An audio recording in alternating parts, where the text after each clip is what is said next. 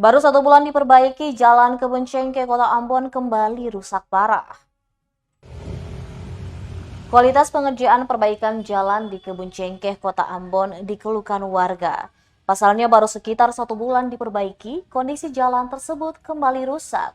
Dodi, salah seorang warga, Kamis 27 Oktober 2022 mengatakan jalan kini sudah kembali rusak cukup parah.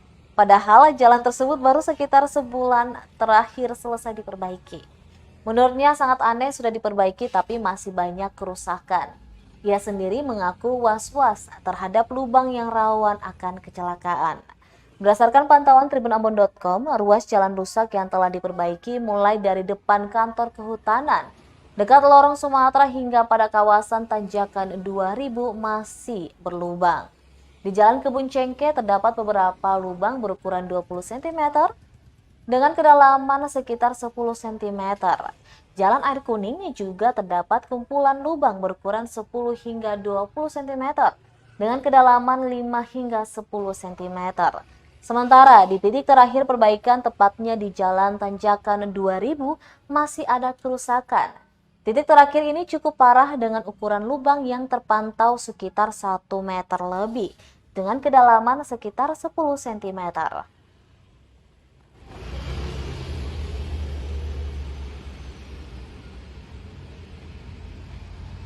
Kakak tadi jalan lewat jalannya depannya itu kah? Buka pengadilan. Iya, jalan sembaye. Don tambal jalan saja, jarang rusak tarusi. Ya, tapi bahaya. Bahaya sih, rawan kecelakaan kalau hujan. Ya kakak harus hati-hati, tapi Iya, lewat situ hati-hati. bahaya memang. Bahaya. Yang di muka apa? Lorong Sumatera. Itu juga bahaya tuh kalau hujan itu. Air genang tuh. Iya, tanjakan 2000 lah ya. Tanjakan 2000 lah. Lo kira-kira apa harapannya apa ya kakak? Jangan tambal jalan, mesti bikin baru. Kalau tambal jalan suka ya ban bocor deh, nanti lama-lama rusak. Iya betul.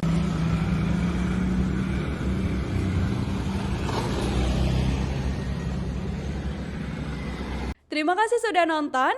Jangan lupa like, subscribe, dan share ya.